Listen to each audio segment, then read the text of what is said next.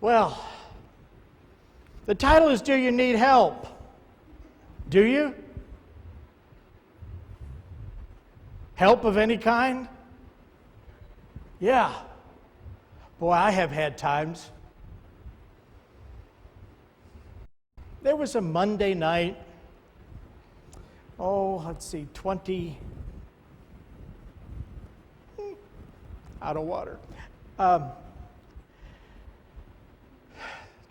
years ago, a Monday night, about 8 o'clock. I was in Independence Center, and I felt pain right here, and then right here. It's in my right arm. Seems odd, but it was my right arm. And Debbie and Carolyn were, thank you, Jim, were there with me. And I said, I need to go. So we got out to my car, and I started driving, and out on 39th Street. I was going to get on the highway and come back to Northeast, where I live. And as I pulled out on 39th Street, I made an instant decision to head north on 291, which took me to MCI Hospital. As I was driving, the pain got more intense, and I started fighting to stay conscious. Help? I needed help. I needed help right away. And I was asking God for help. I managed to get in the emergency room and on the table before I coded. And I remember things started going gray, and I looked at the doctor and said, I'm going. And then the next thing I know, out of the blackness, up into the doctor's face as he was putting oxygen on me after they had shocked me, I came back to consciousness, and thank you, God. Lowest blood pressure I ever had in my life at that point in time. Somewhere around 0. Anyway, there was another time, and I've told you about the time in Reno where I had a gun pulled on me. And I stayed very calm, and I only stayed calm because I called upon the one and only help there was. You know, when you're next to the Truckee River with 2 other guys from the band who've been fishing, and a guy that's stalking you like that with a revolver, there's not a lot of help in that moment. But I stayed perfectly calm because I said, okay, God, you are my protection. You are in this situation, and I trust you. How many times we need help in a variety of things. I've needed help in little things and forgotten to ask. Or didn't take the time to ask. Take the time to turn to the one great source of all help, the one great helper. Really acknowledge him. It will make a difference. Now, I know our lives seem to move very quickly, and we hardly have time to breathe some days. But God, who answers those deep prayers of your innermost being, who gives us all things, gives us time to turn to him. He does. Plenty of time. So accept it. Take it. When problems come up, when your thinking is distorted or confused, does that ever happen? You know, if you're thinking, I can't afford this, there's too much, there's too much debt, things are too hard, you're starting to think distorted. That's not true about the universe, and it's not true about God. I'm not good enough. That's not true about God, and that's not true about you. That's distorted thinking. Try one of these ideas, and I put some on the back of the bulletin. You might join me in looking at them or at the screen.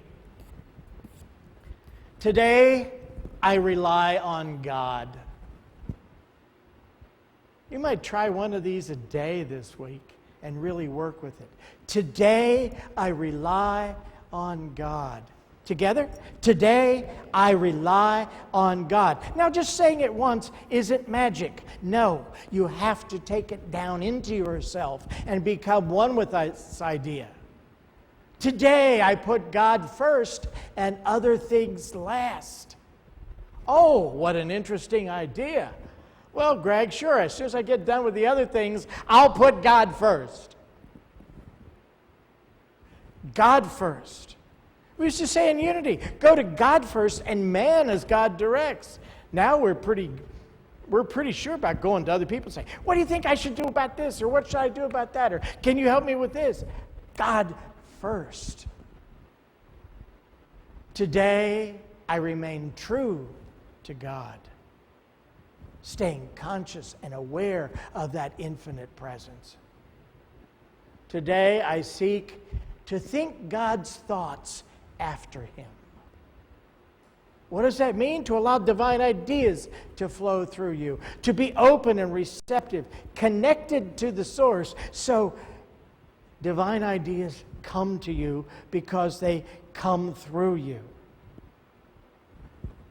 Today, I remember that God is in charge. Whoops.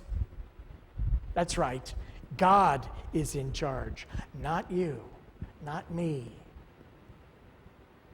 Not one of your relatives. Not your boss. Today, I remember that God is in charge and I have nothing to fear. What's the outcome if you realize God is in charge? First off, it removes that human responsibility and turns it over to higher hands, wiser hands, more powerful hands. Today, I take time to feel at peace. Oh. Sometimes you just need we kind of call it a 10-second peace break. Today, I take time to feel at peace, knowing that everything is in God's hands. Get it out of your hands. Go remind yourself of Emily Cady's chapter, In God's Hands. You put something in God's hands, you leave it there with the faith that God is in charge and God takes care of it. Today, I embrace the love and joy of God. Ooh. Let's join in saying this together. Today, I embrace the love and joy of God. Can't you just wrap your arms around that? Today, you embrace the love and joy of God.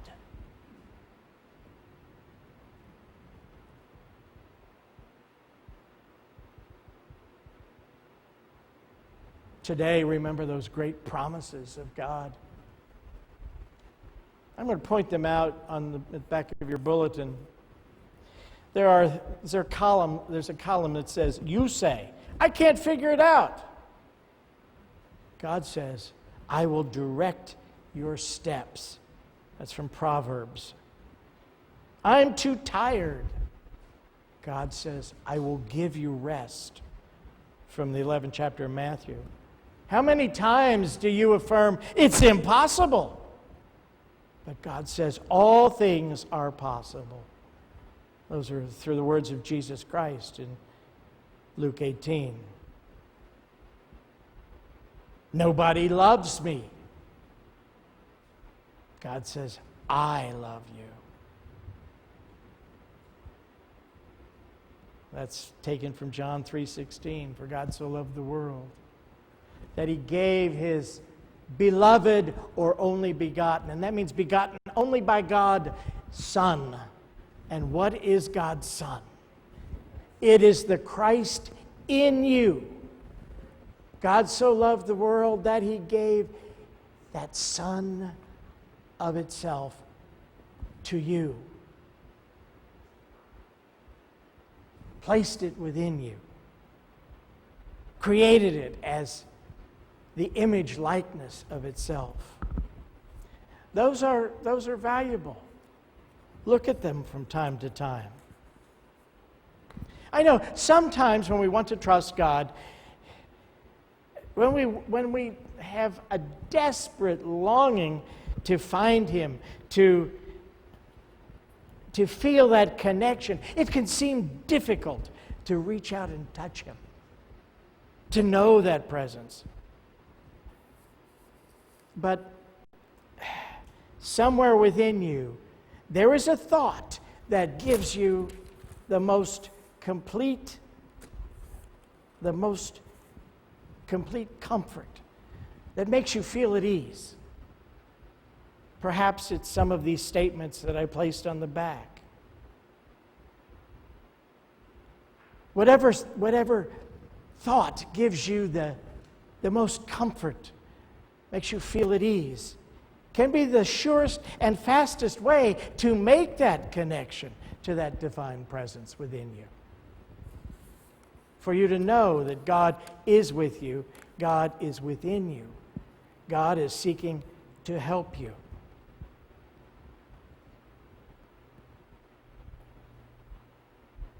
By the comfort that a particular thought gives you, you know that you are touching that presence and power of God. You are having a moment of connection, of oneness with the Father. Now, I'd like you to look back at the opening statement again. I thought it was a pretty good opening statement. Today, I do my best, sustained by the knowledge that God is helping me. That's a wonderful idea. God is helping me. Whatever your need, can you hold in mind the idea that God is helping you? God is helping you. God is helping you because it is true. Don't hesitate to speak this word. Do not be afraid to think this word, that God is helping you. Think it. Believe it. Treasure it. Feel it flowing through your entire being. Feel it as a tide of assurance. Assurance that God is at work in you and through you. Give yourself up to this. God is helping me. Speak that silently. God is helping me. Give yourself up to this thought. Feel yourself growing stronger, more hopeful, more confident as it flows through you. God is helping me. Now, I know we're often concerned about how is God going to help me? What is God going to have to do? How's this all going to work out? That's God's business. Your business is to be receptive, to be willing. When you speak this word, for the moment, you have released your human responsibility and placed yourself in the safest and surest state possible, in God's hands. God is helping me. It may take many times to begin to feel it flowing through you. The reality is, nothing is too difficult, too much for God to do. Not by might, nor by power, but by my Spirit, saith Jehovah. Thank you, Zechariah, 4th chapter, 6th verse. God is in charge. I learned that little phrase, God is in charge, about 1980, and wondered why I hadn't learned it years before. God is in charge. It's amazing how powerful that is when you can hold on to that. God is in charge. God is working His good in you and in your life. And God does tell you what to do, what the answer is. The answer comes. The challenge is to trust absolutely in that presence. Trust absolutely in God. Remember, one with God is a majority. And that's what you're seeking to be, is one with God. And then everything works out right for you. Nothing but good can come to you and into your life when you stand firm, knowing God is in charge. That's a powerful idea. And what a relief. You mean I don't have to be? You mean I don't have to figure this out? You mean I don't have to make things happen? Now, it's true, you cannot ask too much of God.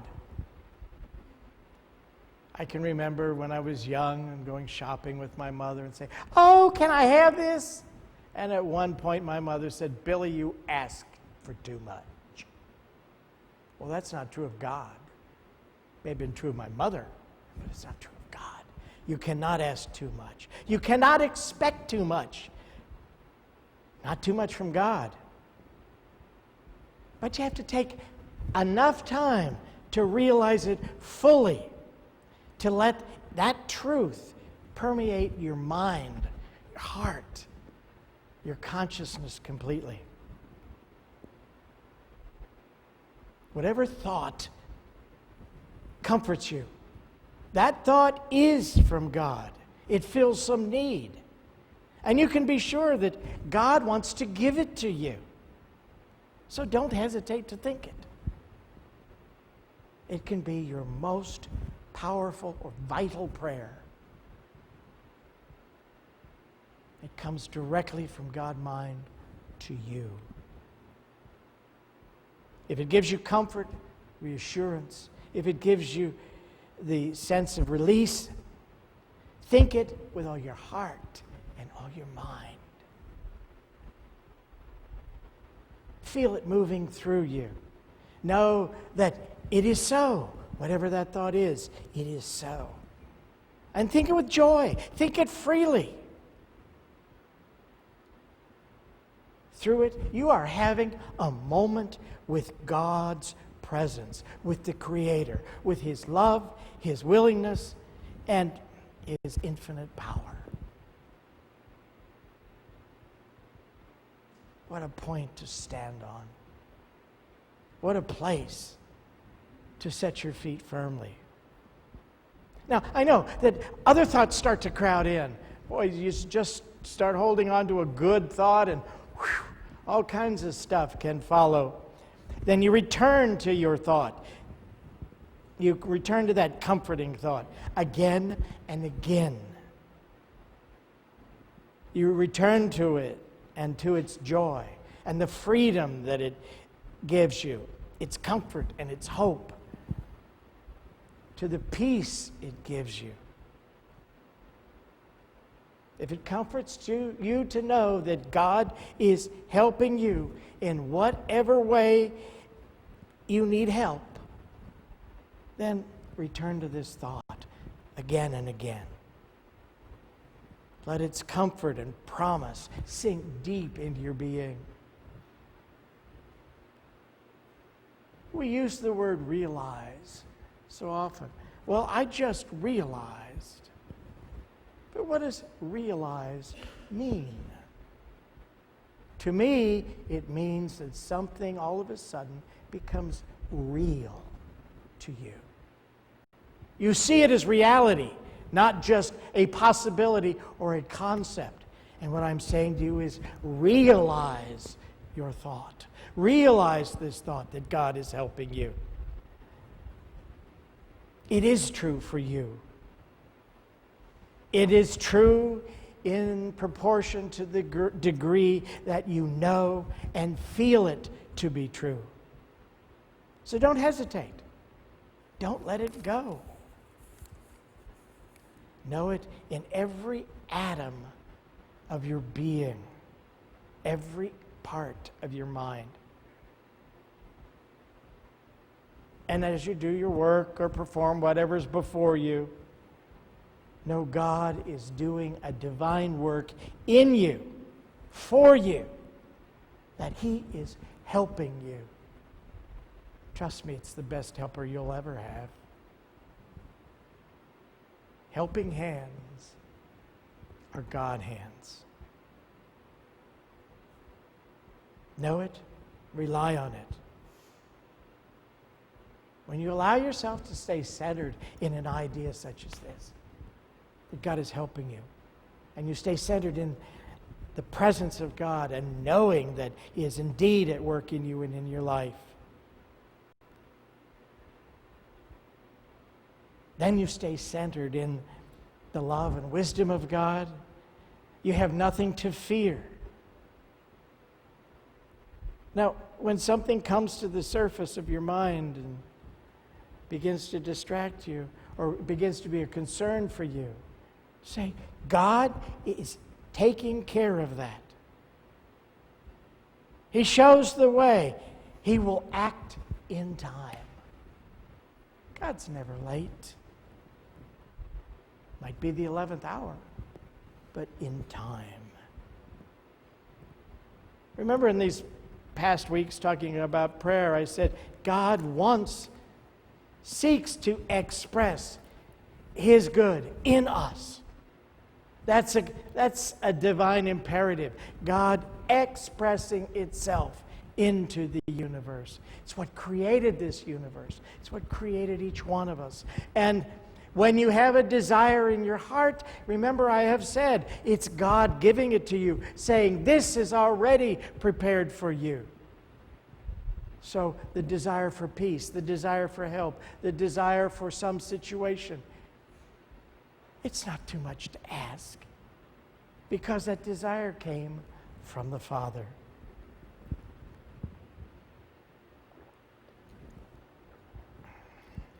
I have a question. I have a bill, not the other kind of bill. I have one of these kinds of bills. Who needs this?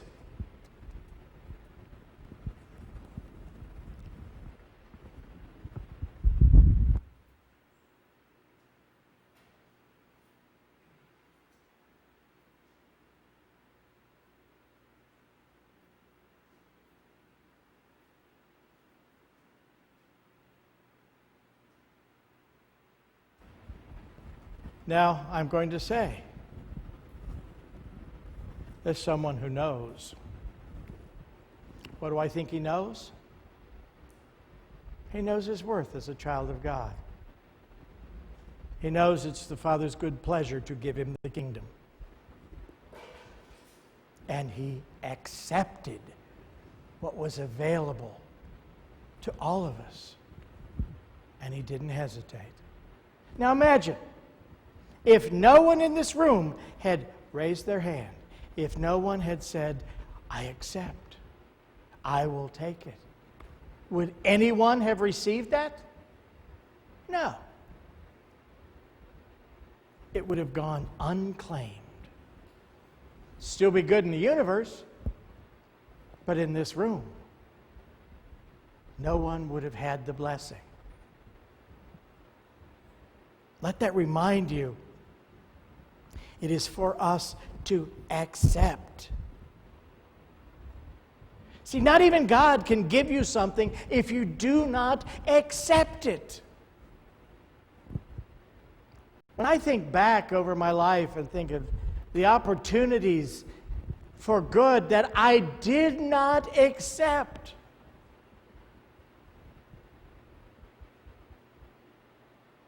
I would like to go back and fix that. Accept all your good. You have to accept from God before He can help you. You have to accept His help. You have to know that God is giving this to you because you deserve it, because you're God's child. So recognize, accept, trust God. Know that He's there, infallible, unlimited. Remember, omnipotent, all power. Nothing can stand against God. That's the helping hand you want. Now, leave the results to God. It's easier and better than trying to hold the desired results in mind. Instead, hold God in mind. Let God deal with the results. Know that the results will be right and perfect for you and the situation. Don't hold to certain results. Hold to God instead. Hold to the knowledge God is present and active in every area of your life. That's the basis of all good results, is knowing that God is at work. The good results are bound to come. They must come. Why? Because God is working. He Himself, God itself, is working for you, and nothing can ever overcome God. Remember the prayer of faith? God is our help in every need.